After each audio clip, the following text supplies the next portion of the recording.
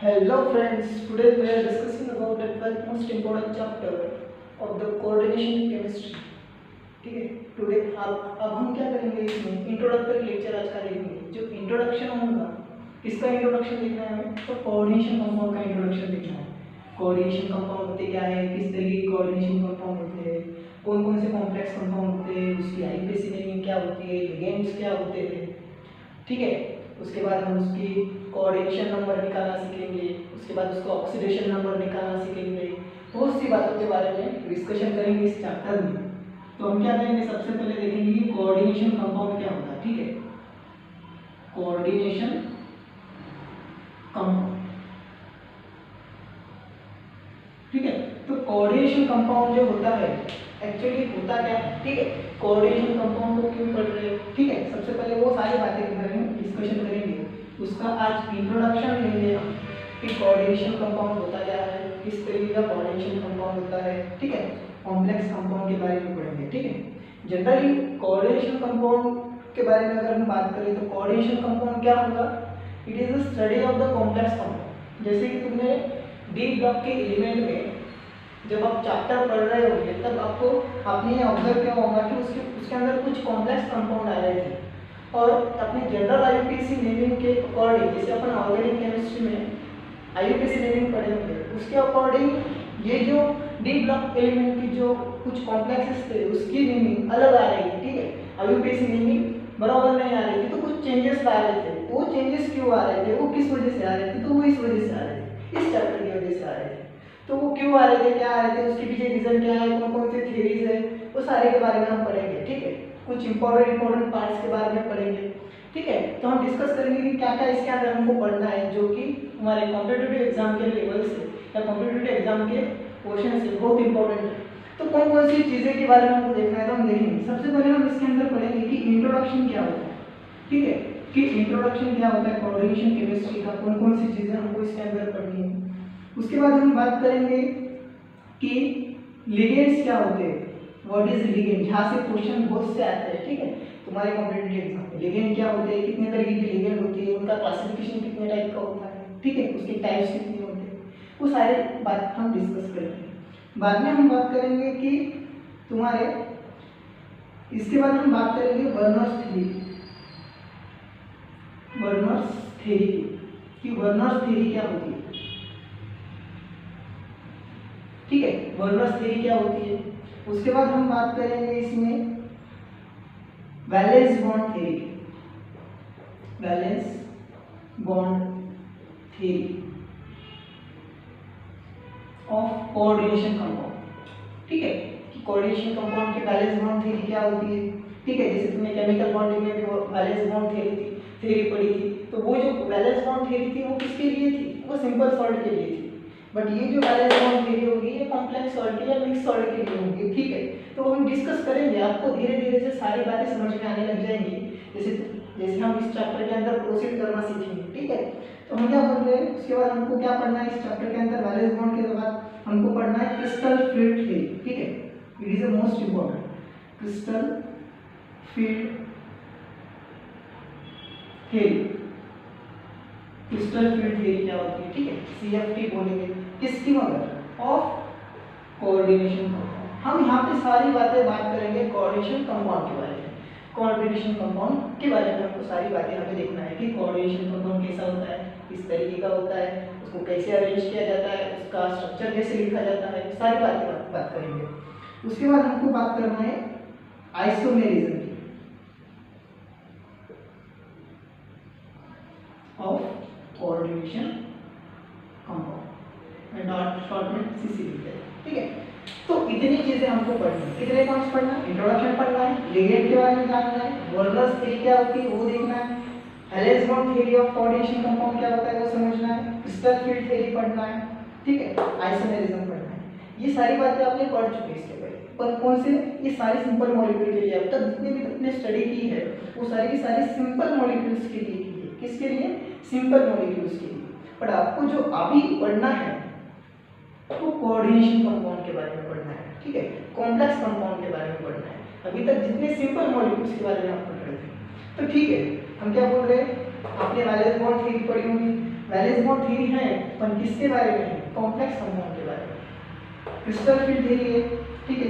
तुम्हारा आइसोमेरिज्म भी आपने पढ़ा होगा, आइसोमेरिज्म तुमने पढ़ा होगा, ठीक है। आइसोमेरिज्म तुमने जनरल ऑर्गेनिक केमिस्ट्री में पढ़ा होगा, ठीक है। तुमने जीओसी में पढ़ा होगा, ठीक है। जीओसी में आपने सारे लेक्चर इसके देखे होंगे, ठीक है। तो सारा आपने देख लिया है। तो पर ये जो है आइसोमेरिज्म वो किसके लिए होगा? वो होगा तुम्हारे कोऑर्डिनेशन कंपाउंड के लिए, ठीक है। कोऑर्डिनेशन कंपाउंड यानी कॉम्प्लेक्स कंपाउंड, तुम उसको कॉम्प्लेक्स कंपाउंड भी बोल सकते हो।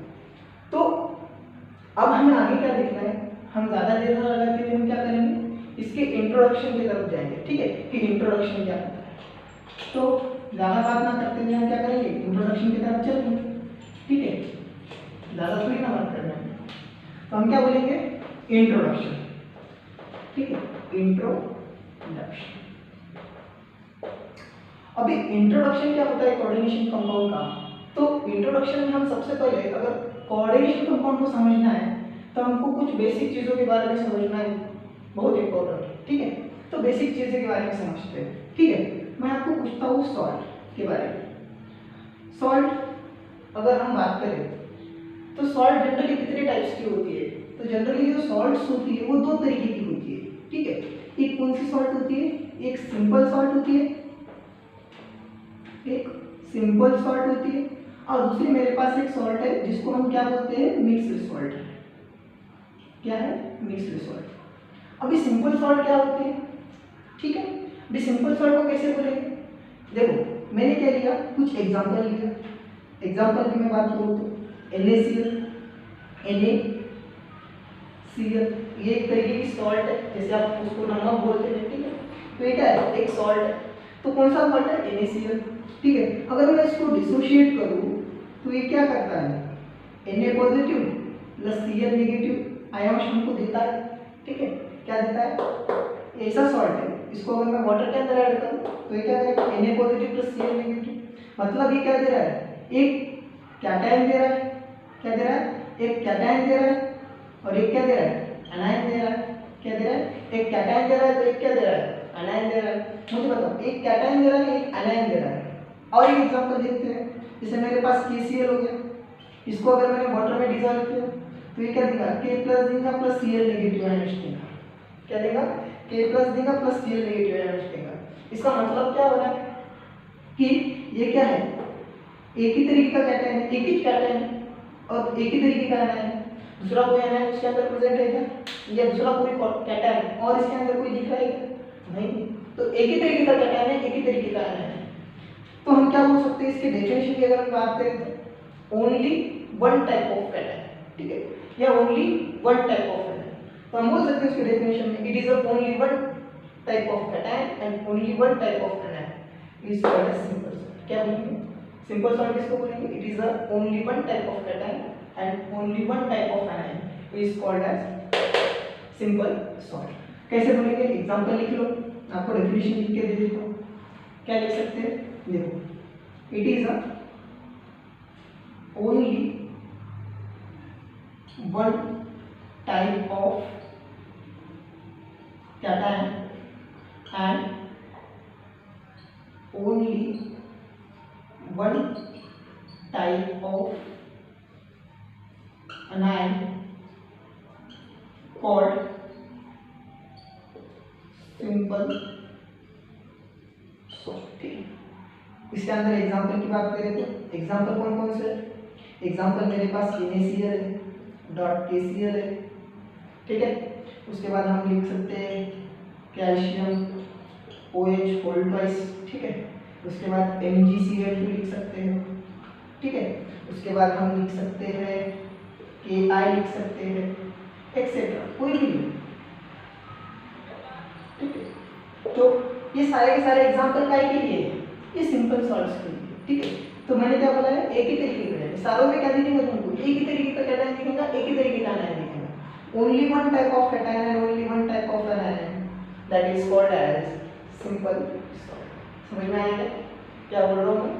तो भाई ऐसा सॉल्ट कितने तरीके की है? दो तरीके की, एक सिंपल है, एक मिक्स्ड है। सिंपल को हमने क्या बोला है? Only one type of cation and only one type of anion, एक ही तरीके का कैटायन, एक ही तरीके का एनायन। ऐसे सॉल्ट्स को हम क्या बोल रहे हैं? सिंपल सॉल्ट बोल रहे हैं। क्या बोल रहे हैं? Simple salt. एग्जांपल हमने क्या लिया? NaCl, KCl, calcium, OH whole twice, MgCl2, Ki, बहुत से सिंपल सॉल्ट्स। तो ये क्या है? वो क्या है? एक ही तरीके का क्या है। अब मैं आपको पूछता हूँ कि जो सिंपल सॉल्ट्स होती है वो बनती कहाँ से? वो किससे मिलकर बनती है? तो तुमने कुछ आयोनिक इक्विलिब्रियम के अंदर आपने एसिड बेस की स्टडी की होगी कि एसिड किसको बोलते हैं, बेस किसको बोलते हैं। जनरली आपको अगर मैं पूछूं तो सॉल्ट्स बनती कहाँ से? How to make a salt, ठीक है, तो किससे मिलकर बनती है? क्यों आप ऐसा पूछ सकता हो, how to make a simple salt, simple salt किससे मिलकर बनती है? तो जनरली जो सिंपल सॉल्ट्स होती है, नोट डाई के नीचे लिख लेना, नोट डाई के नीचे लिख लेना कि जो सिंपल सॉल्ट्स होती है वो किससे मिलकर बनती है? Simple salts. नोट डाई के लिखो, the simple salt made up of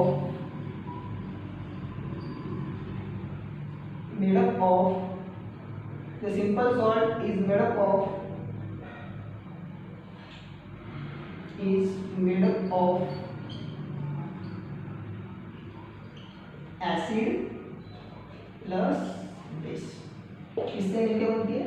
acid और बेस के एडिशन से बनती है, ठीक है। ये तो सिंपल बातें हो गई, हमने समझ लिया है कि सिंपल सॉल्ट क्या होता है, एक ही तरीके का कैटायन हो या एक ही तरीके का एनायन हो, ऐसा सॉल्ट जिसके अंदर एक ही तरीके का कैटायन एक ही तरीके का एनायन है, सिंपल सॉल्ट होता है। हमारे पास दूसरा एक टॉपिक है जिसको हम बोल रहे हैं मिक्स्ड सॉल्ट, ठीक है। इसको क्या बोलेंगे? Mixed salt. अभी मिक्स्ड सॉल्ट क्या है? अगर आपको कोऑर्डिनेशन कंपाउंड को समझना है तो आपको सबसे पहले मिक्स्ड सॉल्ट क्या होता है इसको समझना होगा, ये बहुत इंपॉर्टेंट है। अगर मिक्स्ड सॉल्ट नहीं समझा, अभी तक जितनी भी स्टडी की आपने वो मिक्स्ड नहीं, आपने सिंपल भी ली, बट अगर कोऑर्डिनेशन कंपाउंड को आपको समझना है तो आपको मिक्स्ड सॉल्ट के बारे में पढ़ना पड़ेगा, ठीक है। मिक्स्ड सॉल्ट को समझना पड़ेगा कि मिक्स्ड सॉल्ट क्या होती है, ठीक है। तो मिक्स्ड सॉल्ट को अगर समझना है तो हम क्या बोल सकते हैं? यहाँ पे हमने बोला only one type of cation and only one type of anion, एक ही तरीके का कैटायन और एक ही तरीके का एनायन, हमको उसको बोले सिंपल सॉल्ट। अगर मैं मिक्स्ड सॉल्ट की बात करूँ तो मैं यहाँ पे लिखता हूँ कि more than one type of cation and more than one type of anion called mixed salt। अभी मैं मिक्स्ड सॉल्ट किसको बोल रहा हूँ? बहुत इंपॉर्टेंट है, देखो ध्यान से सुनिए, ठीक है।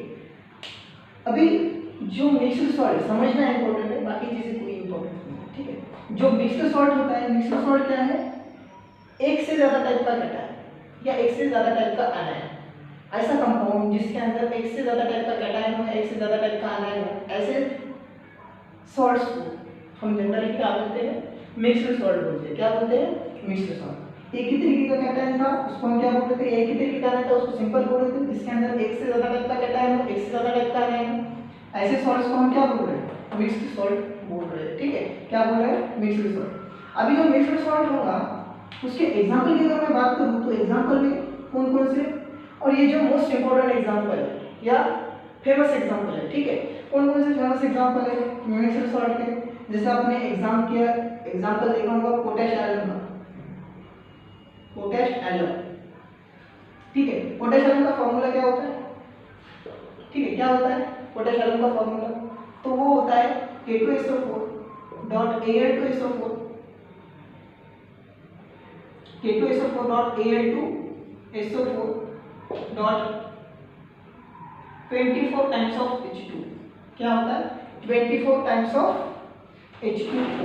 क्या होता है? 24 टाइम्स ऑफ H2O। उसके बाद मेरे पास सेकंड एक एग्जांपल है, वो है तुम्हारा वो है कर्नलाइट। कर्नलाइट क्या होता है? कर्नलाइट का एग्जांपल है वो है KCl dot MgCl2 dot 6 times of H2O। उसके बाद मेरे पास थर्ड एग्जांपल है जो कि बहुत मोस्ट इंपॉर्टेंट एग्जांपल है, जो कि तुम्हारे एग्जाम में पूछा भी जाता है। कौन सा है? मोहर सॉल्ट। मोहर सॉल्ट। अभी मोहर सॉल्ट का फॉर्मूला आपको पता होना चाहिए। तो FeSO4 dot FeSO4 dot FeSO4। अभी कौन कौन से देखो, पोटेशियम हो गया, अभी मोमोर सॉल्ट के बारे में देख रहे हैं। तो मोमोर सॉल्ट क्या है, FeSO4 dot NH4 whole thrice dot SO4 2 minus dot 6 times of H। अभी देखिए, अभी हम समझेंगे कि कौन कौन सी चीजें इसके अंदर होती है। मिक्स्ड सॉल्ट के लिए हम क्या बोले, more than one type of cation, more than one type of ion, एक से ज्यादा टाइप का कैटायन, एक से ज्यादा टाइप का आयन, उसको हम क्या बोल रहे हैं, मिक्स्ड सॉल्ट बोल रहे हैं। एग्जांपल कौन से पोटेशियम, पोटेशियम क्या है, बहुत मोस्ट इंपॉर्टेंट एग्जांपल है। उसके बाद हम बात करेंगे कर्नालाइट की। कर्नालाइट क्या है, KCl.MgCl2 dot 6 times of H2। अब ये सारे जो एग्जांपल मैंने आपको मिक्स्ड सॉल्ट के बताए, ये क्या है, ये कौन सी सॉल्ट है, ये मिक्स्ड सॉल्ट है। और इसको मिक्स्ड सॉल्ट क्यों बोल रहा हूँ मैं, इसका कोऑर्डिनेशन केमिस्ट्री में कैसे यूज आने वाला है ये आपको आगे समझेगा, ठीक है। तो अब इसके अंदर पोटेशियम क्या है, देखो मैंने क्यों बोला इसको मिक्स्ड सॉल्ट। अभी जैसे मैंने आपको बोला कि इसके अंदर एक ही तरीके का कैटायन है, इसके अंदर एक ही तरीके का कैटायन नहीं होगा, इसके अंदर एक से ज्यादा कैटायन हो सकता है या एक से ज्यादा एनायन हो सकता है। अभी कैसे बोल रहा हूँ मैं एक से ज्यादा कैटायन और एक से ज्यादा एनायन, अभी मुझे बताओ, ये एक तरीके का कैटायन है K2 जिसको मैं बोल रहा हूँ K2SO4, ठीक है, ये एक तरीके का कैटायन है, ठीक है। क्या हो गया, ऐसा सॉल्ट, ये एक तरीके का सॉल्ट है, जैसे मैंने K2SO4.8SO4.24 टाइम्स ऑफ H2O बोला, तो ये क्या है, एक तरीके का कैटायन है या एक तरीके का सॉल्ट है, कौन सा, मिक्स्ड सॉल्ट। और मिक्स्ड सॉल्ट क्या होते हैं, एक तो उसके अंदर कैटायन ज्यादा होता है, या तो उसके अंदर क्या हो सकता है, मोर कैटायन या मोर एनायन, ठीक है। ऐसे सॉल्ट्स को हम क्या बोलते हैं, मिक्स्ड सॉल्ट बोलते हैं। क्या बोलते हैं, मिक्स्ड सॉल्ट बोलते हैं। कौन सी सॉल्ट को, एक जिसके अंदर एक से ज्यादा टाइप का कैटायन हो, एक से ज्यादा टाइप का एनायन हो, ऐसे सॉल्ट्स को हम क्या बोलते हैं, मिक्स्ड सॉल्ट बोलते हैं। और वही कंपाउंड की हमको स्टडी करना है, ठीक है। तो हम क्या बोल रहे हैं, जिसके अंदर अभी हो गया पोटेशियम का एग्जांपल, जिसके अंदर